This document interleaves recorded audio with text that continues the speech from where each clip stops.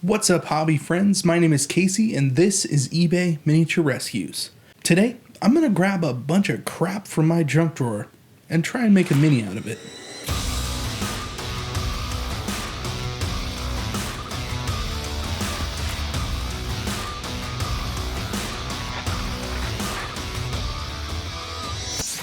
Okay, so I've had a pile of metal and plastic in this drawer for a few years now.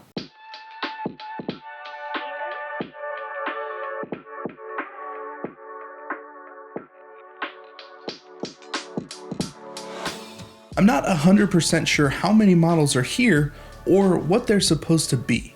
Now, I vaguely recall that there are some Grey Knight bits in this pile, but let's take them over the desk and check them out.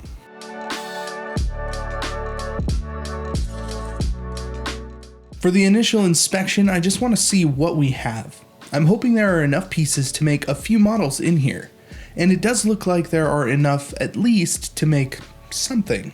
The thing that really stood out about these bits is that they're all in need of a serious cleaning. There is paint on pretty much everything, and a ton of glue clogging up all of the little details. I want a model out of this that looks at least halfway decent, so all the parts will need to be cleaned before assembly.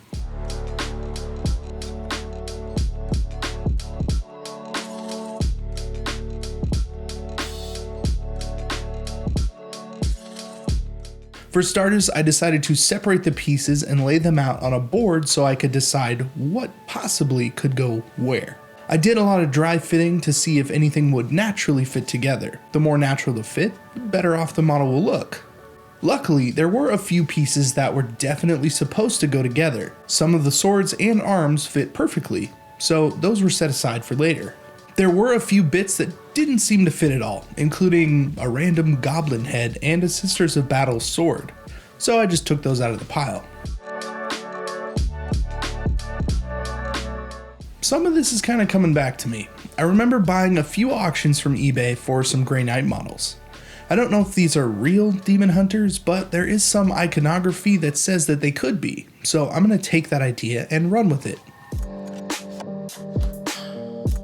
This first model is pretty nuts. It's complete, which I didn't really realize until I started to really look at it, but I'm not sure what it's supposed to be. Some kind of Terminator, but with weird plastic power claws. Regardless, I'm going to go through each model and begin the cleanup. I remove mold lines, glue, and large chunks of paint with an X-Acto knife. For anything made of metal, I gave it a bath in rubbing alcohol. This breaks up any paint and glue rather quickly, and it's easy enough to use a toothbrush to just scrub it all away. To really get in and clean these models, I'm going to be using a Dremel with a wire brush attachment. This will do a couple of things for the models. The metal will start to show through and get buffed up from the brush. It will also remove anything on the surface that didn't quite come off with the alcohol bath. Something to remember as well. Using a Dremel to do this is very risky. If you press too hard, you will put marks into that metal, and they won't come off. If you're patient and really use a light touch, and I mean light, then you can get some really good results. Just please be careful. And now that we have clean parts to work with, we can finally begin assembly. Using a hand drill, I bore into each piece that will be fitted together. A paper clip in between the parts will ensure a good, strong bond.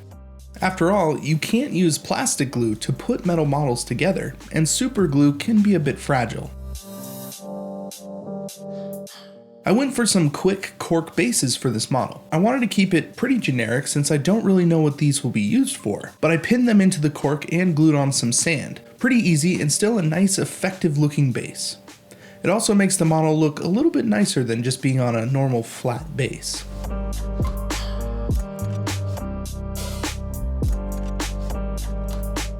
Whenever I start a project like this, I tend to make a massive mess of my workspace. Something about really getting into a project, I just forget to put things away after I've used them. It's a nice habit to get into to clean up your space periodically. It gives you more room to work and helps keep you focused on the task ahead. I'm actually really surprised so far. There were 4 models in that pile, and not all of them look great. I think I've got 2 that actually deserve some paint. But that means there are 2 more models pretty much ready for a future project. Better than sitting in a drawer for the last couple of years. Here's where we're at so far.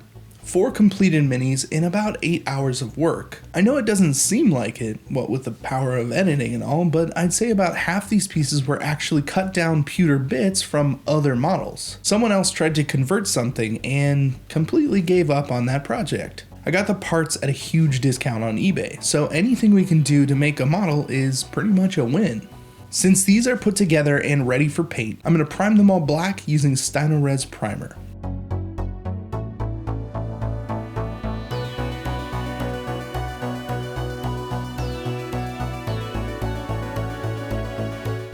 After priming, I'll use a medium bright silver from a mostly top-down position to give them all shiny metal suits. Since we are shooting for Grey Knights, I'll also throw in a hint of golden high-flow blue to give it a tint of that blue metal. And once that's all dry, I'll go over it with a bright aluminum from the top just to give us a little bit of a highlight. Here's the reference I'm going off of.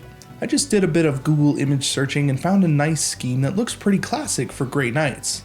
I'm not shooting for anything too crazy, but the basic colors are what I'm after. The first thing we're going to do is start to lay in some of the details using gold.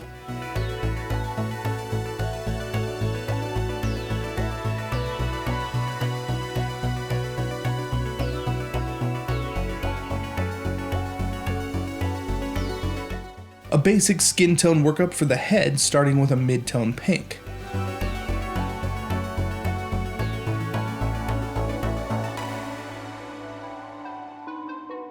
Black for the tubing and the joints, and red for any of the purity seals.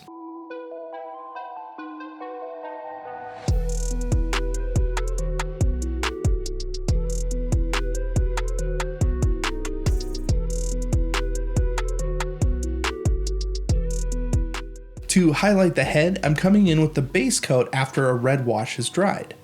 I added a bit of off-white to pick out the main features and some blue ink for the eyes. I like how this brings in a kind of cold-warm clash of color. The skin is warm, but the eyes and cyborgy parts are kind of cold blue. Next up, I'm going to make a trusty oil wash and liberally coat the model. An oil wash is a great way to do silver armor, just like you would normally do with Nuln Oil on anything silver, except that it doesn't dull down the metallics. The glossy surface will allow the wash to find its way into the recesses and leave the flat panels nice and bright. And if you go too far with an oil wash, it's easy enough to wipe that away with a Q-tip dipped in mineral spirits. It's very forgiving and does so much work for you.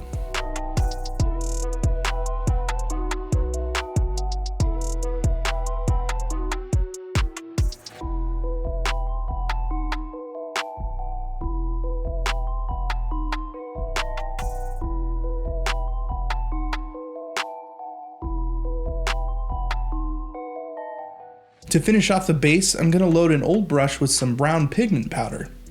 It's a quick and easy way to give your base that bit of realism, and it leaves room for more work later on. Like I said, I'm not shooting for a masterpiece here, just some models that could be used in a game after years of being left in a drawer. On the other hand, there is something we can do to make these models look just a little bit better than tabletop standard. So we're going to go back to our reference photo. What stands out the most? I'm thinking that super sweet looking power sword. So that's what we're gonna do. Give these guys some quick and dirty power swords. I'm gonna get out 3 different colors: blue ink, white ink, and black ink. The easiest way I've learned to do this is to break up the sword into 3 pieces.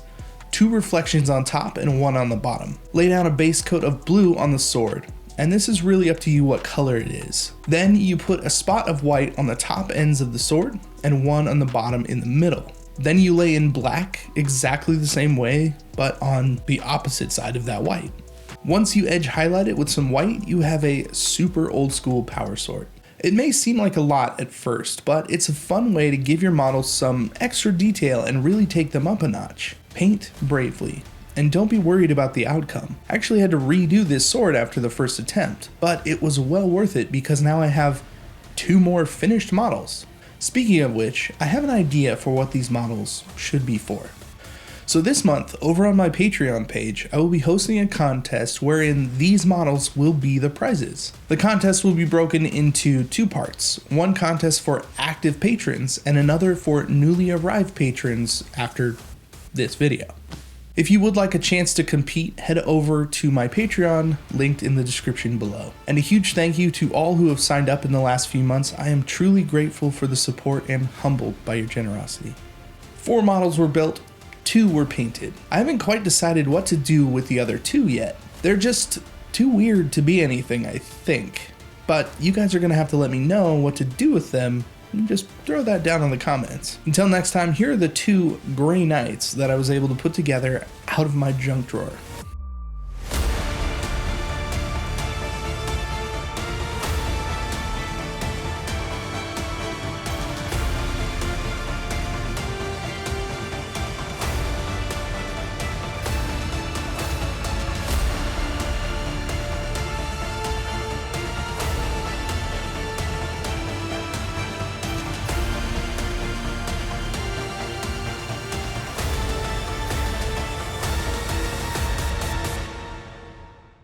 Thank you once again for joining me on another miniature rescue. If you enjoyed something about this video, please consider liking, sharing, and subscribing, as it really helps out the channel. Once again, I'm Casey, and I will see you in the next video.